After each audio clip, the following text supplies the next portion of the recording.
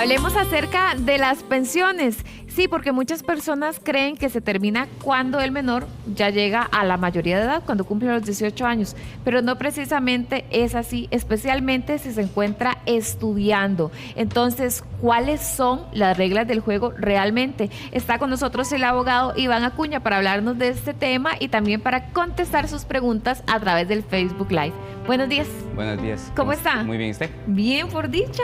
¿Cómo cambia legalmente cuando una persona cumple 18 años respecto a la pensión alimentaria? ¿Cuáles son las reglas a partir de este momento? Bueno, lo primero que cambia es quién puede ir a pedir la pensión, en este caso, que es ya la persona mayor de edad. Ya no va a ser ni papá ni mamá el que va a presentar el proceso, los aumentos, lo que sea. Ya es la persona mayor de edad la que debe presentar esa pensión y seguir justificando que la necesita. Hablando precisamente de esa necesidad, ¿cómo determina el juez si la persona necesita todavía la pensión y durante cuánto tiempo se puede alargar después de los 18 años? Bueno, de seguro es hasta los 25 años. De ahí más no se puede, salvo que sea una persona con algún tipo de discapacidad que la puede ser hasta perpetua o para toda la vida.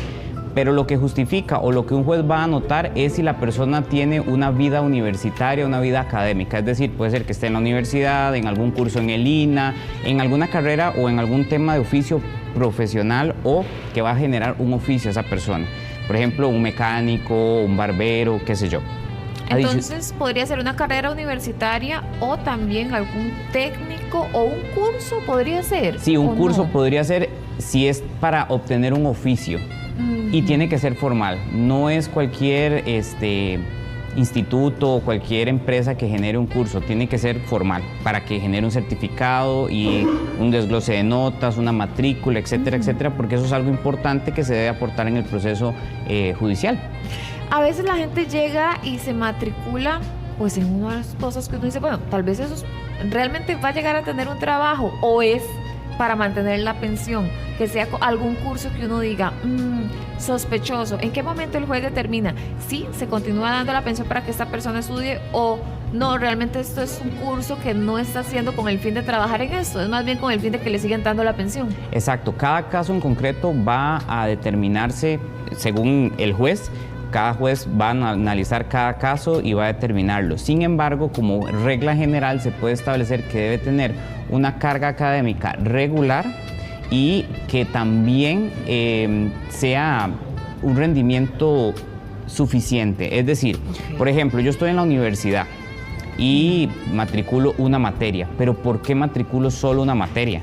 Es decir, porque tengo trabajo medio tiempo, porque me queda muy larga la universidad, etcétera. Puede ser que ahí el juez sí autorice a seguir matriculando una materia por cuatrimestre, por ejemplo. Pero si no hay ninguna justificación y yo solamente matriculo un curso y tras de eso lo pierdo, ahí un juez probablemente elimine la posibilidad de continuar con una pensión alimentaria después de los 18. Morenita está preguntando, ¿hasta qué edad aplica la pensión para un hijo con discapacidad? Puede ser, dependiendo de la discapacidad, para toda la vida. Dice Elena, ¿qué sucede si se matricula solo para el inicio del curso lectivo y luego abandona los estudios a medio camino? ¿Qué pasa ahí? Bueno, ahí podemos ver dos vertientes. Una es que si lo abandona, se termina la pensión. Más que todo aquí va a ser el obligado alimentario, el que tiene que pagar la pensión, el que le solicite al juez y le toque la puerta y le diga, ya esta persona no necesita la pensión, quítela. O puede inclusive esa persona terminar los estudios por alguna razón, por ejemplo una enfermedad o alguna situación psicológica, qué sé yo, y después puede volver a retomar los estudios, puede volver a activar la pensión alimentaria. Pero insisto, cada caso en concreto tiene su arista. Okay. Exactamente. Dice Sabitas, ¿qué pasa si el deudor es el que tiene una discapacidad? Bueno, ahí también aplica lo mismo que en las pensiones normal y corriente de hasta los 18, cambio de circunstancias. Si usted logra demostrar que hubo un cambio de circunstancias en perjuicio de este obligado alimentario, puede ser que se excluya la pensión alimentaria, pero insisto, cada caso debe analizarse muy con lupa, con detalle. Andrea dice que el esposo tiene una hija de 16 años, que si ella puede administrar un 50% de la pensión, ya que no ve lo que el esposo le deposita, es lo que dice Andrea. O sea, como que no ve nada de lo que el papá le da, dice Andrea, la hija. Bueno. Es menor de edad. Ok, al ser menor de edad todavía la representación los tienen los padres o el tutor. Si fuera el caso que no es papá ni es mamá, entonces difícilmente podría la menor de edad administrarlo. Puede hacerlo, pero esencialmente la ley lo que faculta es a una persona mayor de edad, en este caso a mamá o a papá. Dice Marian que en el caso del seguro, ¿cómo sería? ¿Cómo se manejaría el seguro social? ¿En qué sentido podrá hacer esa pregunta? Bueno, de pensión. Si sigue estudiando, el papá Ajá. o la mamá puede seguir utilizando ese seguro extendido de la Caja Costarricense de Seguro Social, sí, sin ningún problema. Si sigue estudiando, entonces sería Sí, por sí se medio... Tendría que, eso sí, la Caja pide que se esté dando cada cuatrimestre, cada semestre, cada bimestre, no sé, como sea que funciona la carga académica, presentándose a la Caja para que le sigan renovando el seguro familiar, por decirlo de alguna manera. Pero sí, se podría extender. Bueno, aquí también Sen me está preguntando por una joven que tiene 18 años con discapacidad mental, si se tiene que seguir dando en dinero o si se podría dar, por ejemplo, una casa en lugar del dinero. Podría ser, de hecho, una persona con discapacidad no es per se, o sea, no es de fijo que le van a tener que dar pensión para toda la vida. Puede ser que esa persona tenga dinero suficiente, por ejemplo, haya sido heredada con una gran cantidad de suma de dinero, entonces no es necesario. La dependencia económica es lo que siempre va a facultar una pensión alimentaria, pero si no hay dependencia económica, esa persona es económicamente estable, no hay necesidad de seguir pagando. Entonces, en ese caso, podría dar una casa, sí, como forma de contrapago, por decirlo de alguna manera. Sí, porque algo que no dijimos al inicio es que la pensión después de los 18 años es excepcional, no es regla. Entonces, no siempre va a aplicar. Ok, dice Mari, también pregunta por una persona con discapacidad.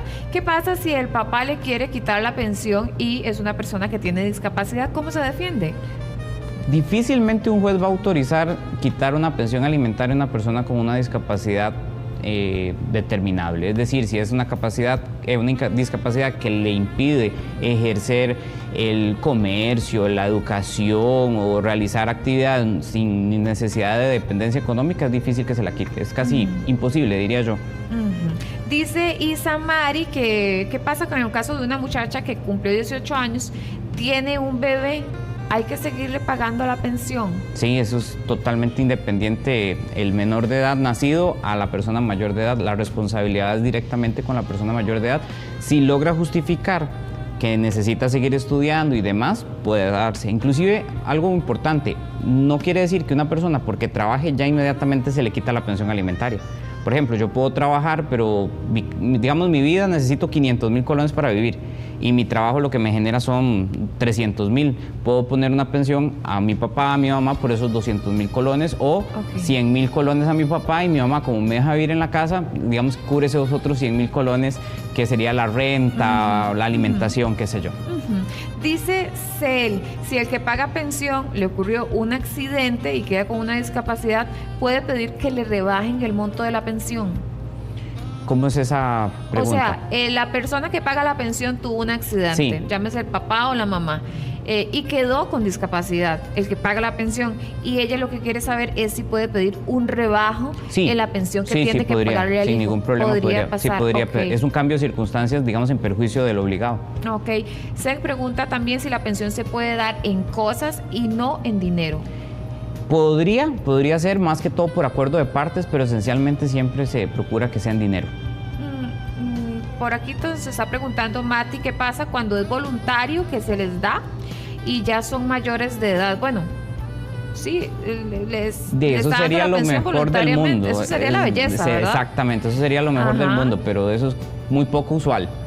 Ok, dice Flor, ¿cómo se puede hacer para una persona con pensión que le den el pasaporte si no quiere dar la firma? Ok, creo que se refiere a que la persona que paga la pensión que pueda salir del país. ¿Cómo podría ser? Bueno, si se le solicita apoyo a la persona que es beneficiaria, que le firme o justificar al juzgado el por qué va a salir, puede justificarlo por medio de un tiquete de viaje que va a ser el día tal y regreso tal día, el motivo de la salida del país, y puede ser que un juez perfectamente autorice la salida sin necesidad de que el beneficiario lo autorice. Otra, que no muchos saben, es que existen seguros que permiten pagar el seguro se asume la responsabilidad si usted no vuelve, por ejemplo. Háblenos acerca de eso un poquito más, porque hay muchas personas que dicen, no, voy a tener que pagar todo el año, o si no me firma no voy a poder salir. ¿Cómo funciona lo del seguro? Claro, bueno, no voy a hacer patrocinio a alguna aseguradora en específico, pero hay por algunas favor, aseguradoras de Costa Rica que permiten, por ejemplo, usted pagar una póliza para salir del país, y si usted no regresa, es el seguro, por ejemplo, el que cubre esas mensualidades, porque, por ejemplo, usted tiene que depositar 13 meses. Sí. Entonces, usted paga una, ¿cómo se le llama esto? ¿El seguro? El seguro, pero tiene un nombre, bueno, se me fue el nombre ahorita. No sé, por ejemplo, son 50,000 colones del seguro para cubrirlo en caso de que usted no vuelva. Entonces, usted presenta eso al juzgado. Ajá. Y el juzgado entonces autoriza porque realmente el dinero está ahí. Si buenísimo. No se paga, es la aseguradora la que asume ese costo. Bueno, para que lo tomen en cuenta los papás y las mamás que necesitan salir del país. Ok, dice Elki que el hijo tiene un carnet de discapacidad. Tiene 6 años, el papá lo abandonó. Pregunta si tiene derecho a la pensión y por cuánto tiempo. Bueno, depende mucho de la discapacidad, ¿verdad? Ahora estamos en un tiempo donde la discapacidad ya no es motivo para no poder trabajar, no poder estudiar y demás. Depende mucho de la discapacidad. Es el hijo el que tiene la discapacidad, el chiquito. Sí, pero si tiene 6 años. Sí. Bueno, sí. Por edad y por discapacidad. Por edad y por discapacidad, fijo. Creí que estamos hablando de los 18 superior. Si es una persona con una discapacidad, por ejemplo, física, que sí no le impide trabajar o estudiar, no hay ningún problema, no necesariamente sea beneficiario de una pensión alimentaria. Dice Gwen, si el estudiante matricula el curso lectivo y se queda, es decir, no pasa el año, se vuelve a matricular al siguiente año y se vuelve a quedar, ¿qué pasa en ese caso? Bueno, si lo vemos así muy estrictamente, podría ser merecedor de que se le excluya de la pensión o se extinga. Pero hay casos, y lo he visto en algunos casos jurisprudenciales, donde depende mucho de la situación que pasó, por qué se quedó. ¿Por qué se Porque quedó? puede ser una persona con adecuación curricular, sí. Pudo haber sido que se falleció un familiar cercano, sí. Estuvo en proceso de duelo. Me recuerdo un caso que tuvimos en la oficina, que era una persona que tenía una situación en la piel, no podía salir de la casa. Además, le da mucha vergüenza que la vieran, era en el tiempo que no había virtualidad, entonces perdió el curso. Pero fue justificado, lo justificamos muy bien ante el juez y se mantuvo la pensión. Entonces depende cada caso en concreto, no es que porque ya se quedó por default o por de fijo ya se fue la pensión. Sí, hay que ver cada caso después de los 18, antes igual tiene que pagarlo aunque se quede. Sí. Ok, dice Esteban, ¿qué pasa si la hija queda embarazada? ¿La pensión sigue o no? Sí, claro, porque es que la pensión es respecto a la hija, no respecto a la nieta o el nieto. Dice Stephanie, mi hijo cumplió los 18 años, entonces, ¿qué pasa con el proceso de la pensión? Él tiene que ir al juzgado a hacer un nuevo trámite, solicitar un nuevo expediente o se sigue sobre el mismo, ¿qué pasa? Súper interesante. No, probablemente el juzgado le prevenga a la persona mayor de edad que diga, bueno, usted sigue estudiando, apórteme algo, que compruebe que usted sigue estudiando universitariamente, en el INA, en cualquier curso, y la persona entonces en ese mismo proceso, bajo el mismo expediente y todo, presenta que sí sigue estudiando y continuamos en esa misma línea. ¿Será el papá o será la mamá o el que está obligado el que diga, no me parece que deberíamos de seguir pagando pensión, y le dice al juez, quítemela? Sí, es él el que tiene que actuar y además de manera privada. Exacto. Otra cosa importantísima antes de que terminemos es no dejen de pagar una pensión alimentaria ya porque el menor la persona ya cumple 18. Salvo que un juez lo autorice, porque si usted no paga esa pensión, usted puede ser merecedor de hasta un apremio corporal y pues no es la idea, ¿verdad? Ok, ¿qué pasa, dice Dayana, si la pareja paga pensión a una hija que está grande y tienen una hija en común? ¿Se puede bajar el monto de la pensión que él le da a la hija mayor? Sí, podría ser. Es un cambio de circunstancias que podría analizarse en un juicio. Dice Carla, ¿cómo se puede hacer si lleva años? Más de 10 años sin firmar y no se ha dado el caso de la captura. Se le ha colocado lo que es el apremio corporal. Trabaja en una sociedad anónima, no se logra dar con la persona. Es decir, hace más de 10 años que lo están buscando para ponerle el apremio corporal, pero no se logra ubicar con la persona. ¿Qué pasa en ese caso? Bueno, eso queda como un título ejecutivo que es básicamente como un pagaré, por decirlo de alguna manera, a favor de la persona beneficiaria, que en el momento en que aparezca se le puede cobrar todo lo que no ha pagado. Pero siempre es importante todos los meses ir a firmar para que no se pierda ese derecho.